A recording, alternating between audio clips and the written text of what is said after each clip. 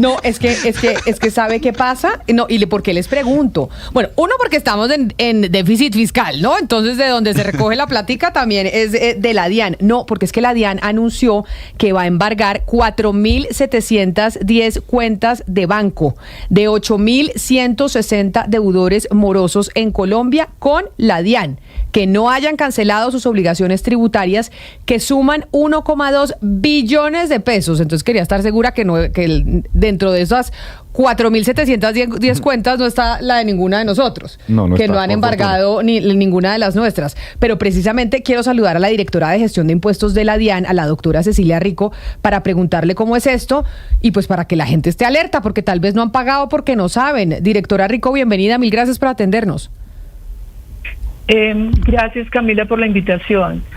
Efectivamente, teníamos la meta de hacer esos embargos que usted señaló, pero pues los superamos ampliamente. Hicimos más de 7.200 embargos en la semana del 20 al 24 de enero. Es decir, se embargaron 7.200 cuentas a personas que no le habían pagado los impuestos a la DIAN. Así es, Camila. Y directora, y esta gente que no, perdóneme que yo la interrumpa, estas cuentas que se embargaron de personas que no habían pagado los impuestos a la DIAN, ¿usted tiene un promedio del ticket de cuánto debía cada cuenta para el embargo del banco? Bueno, la DIAN puede embargar el doble de la deuda que usted tenga, más los intereses. Estas personas debían 1 billón de pesos y nosotros embargamos 2.1 billones de pesos en los diferentes bancos.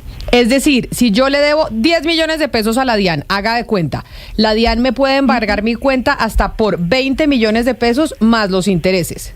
Más los intereses, sí, señora. Y los intereses que a mí me parecen leoninos, porque cada vez que yo me paso en un impuesto, que me ha pasado, tengo que confesar que a veces me cuelgo en los impuestos, veo que eso día a día sube de una manera exponencial. ¿Cuáles son los intereses que le cobran a uno cuando uno no paga y se demora en los impuestos?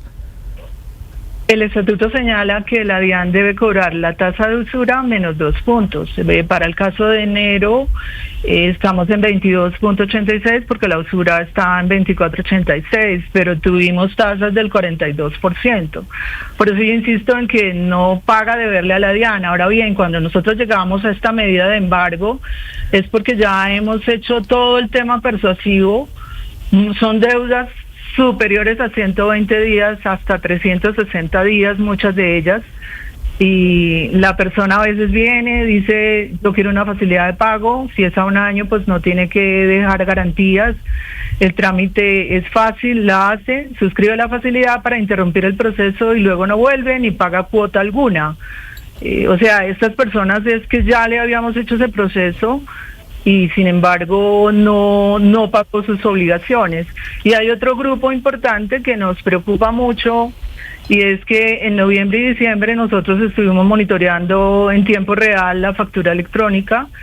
Como ya tenemos todos los documentos equivalentes a la factura de manera electrónica, con base en esa información le sugerimos la presentación de la declaración. Algunos la presentaron, pero no pagaron el impuesto que están reconociendo deber en materia de IVA e Impoconsumo. Y, por ejemplo, estos deudores, ¿se puede establecer un patrón de quiénes son? Es decir, ¿qué tipo de deudas son? ¿El monto promedio? Porque 1.2 billones para 7.000 personas, pues pareciera que es mucha plata por cada uno. Yo sé que cada caso es un mundo, pero si usted podría establecer un patrón de qué característica de colombiano es, de qué tipo de ingresos, de qué tipo de impuestos debía, sería interesante que nos contara. Son diferentes tipologías. De hecho, para hacer el cobro los segmentamos de esa manera y ya desplazarnos a visitarlos. Como es un recurso costoso, es un día de trabajo de un profesional, pues cogemos las mayores cuantías. Estas personas debían 1 billón de pesos, deudas máximas de 21.000 millones de pesos. O sea, hay empresas ahí, la mayoría son en personas jurídicas, de los sectores de comercio, y tiene la explicación, el fundamento en el que, como el IVA es un valor agregado, un impuesto al valor agregado, generalmente son los comerciantes los que tienen la mayor deuda, luego sigue la manufactura, construcción, profesionales, algunas actividades profesionales y científicas, Es como el foco general de las deudas. Ahora bien, hay también personas naturales que regularmente lo que deben es el impuesto de renta. Directora Rico, estas cuentas, a ver si entiendo bien, estas cuentas de las que usted habla son cuentas que ustedes tienen en su radar, es decir, que las tienen detectadas. ¿Ustedes cómo están haciendo para detectar nuevas cuentas? Es decir, para los que están fuera del alcance de ustedes y estar ahí, porque uno diría, ustedes les están cayendo pues a los que están como en una base de datos, o no entiendo bien. No, son dos grupos distintos, ¿no? Una cosa es combatir esa morosidad, o sea, por lo menos estas personas declararon, pero no pagaron. Entonces es controlar que hagan el pago, porque son dos obligaciones distintas, declarar y pagar. Y cosa distinta es, yo omití presentar la declaración, estaba obligado a hacerlo, entonces por eso la DIAN, con el uso de la información exógena, de la información de todas las entidades, bolsas de valores, notarías, si hubo algunas transacciones inmobiliarias. Con eso hacemos...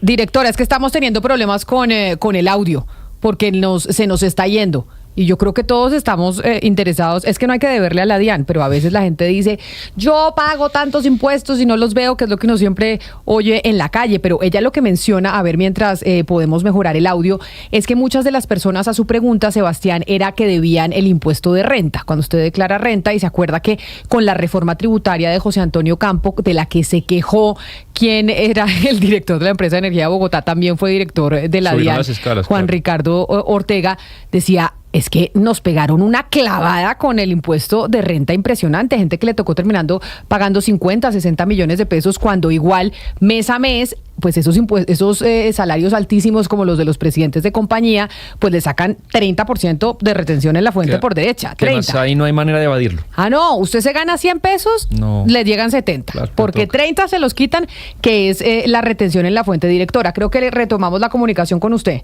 Es que se nos fue en un momento el audio.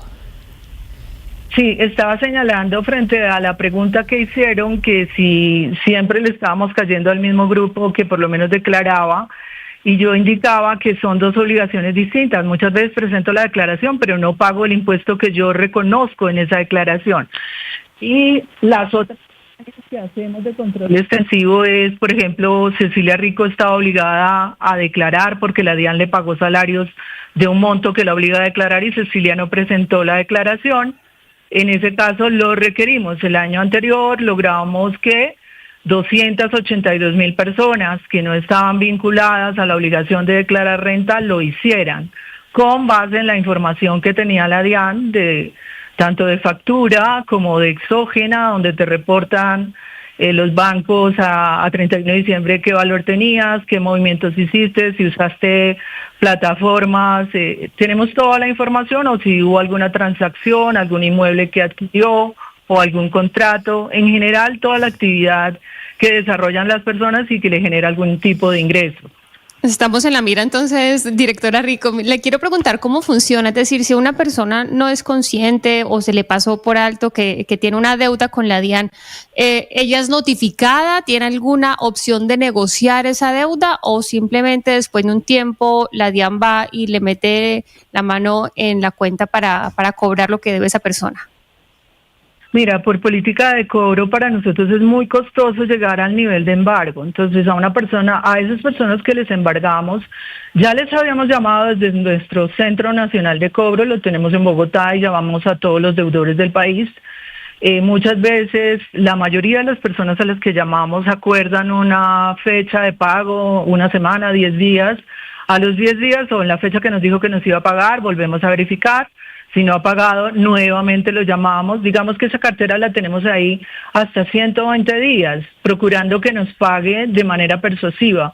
Cuando no lo logramos es cuando acudimos a estas normas que establece el estatuto, y es que en últimas la DIAN tiene que cobrar, y entonces si no lo ha hecho de esa manera, pues ubico qué bienes tiene. Entonces empiezo la investigación de bienes.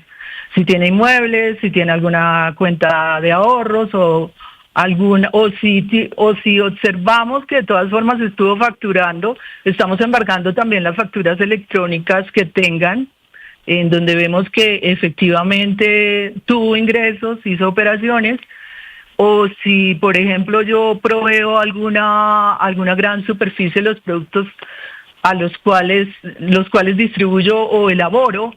Entonces también, si tiene cuentas pendientes, le decimos a la gran superficie, o sea, es decir, esa persona le debe a la DIAN, por favor, embarque. No hay cómo escaparse, no hay cómo escaparse de la DIAN, pero puede pasar que, por ejemplo, hay algún caso injusto, no sé, ustedes a mí me embargan 200 millones y yo considero que yo a usted no les debo un peso y que ustedes están equivocados. En ese caso, ese ciudadano que considera que no le dé plata a la DIAN y que ustedes están siendo injustos, ¿qué puede hacer y qué proceso procede? Bueno, es llevar la prueba de que sí hizo el pago, porque algunas veces el código que transmite el banco por algún inconveniente técnico no ingresó el recaudo. Entonces lleva su documentación, prueba que hizo el pago y le ordenamos a la entidad financiera que levante el embargo. Pero no hay un proceso de juicio ni nada que pueda hacer uno dentro de la DIAN, que no diga se están equivocando, hay algo que no están haciendo bien, o eso no existe allá dentro de la entidad. Pues de todas formas hay una línea de denuncias, hay una línea también de PQRS, tenemos también nuestro call center, pero en verdad que en este tema de cobro lo que hacemos es darle una cita al moroso para que venga con su documentación y revisemos. Estamos procurando, inclusive, por ejemplo, si es Cecilia la que debe, pero ella tiene un saldo a favor, estamos cruzando y mirando, bueno, si ella tiene un saldo a favor, no tengo por qué ir a embargarle, porque con ese saldo que tiene ahí puede cubrir la deuda, solo que la DIAN no puede automáticamente cruzar el valor. Tratando de mitigar la posibilidad de que ocurran casos como el que señalaba Sebastián. Pues directora Cecilia Rico, directora de gestión de impuestos de la DIAN, gracias por darnos estas explicaciones y bueno, si seguramente algún oyente de los que está conectado con nosotros cayó dentro de esas 7,000 cuentas que se embargaron por cuenta de ser deudores a la DIAN. Mil gracias por atendernos, feliz tarde. Muchas gracias.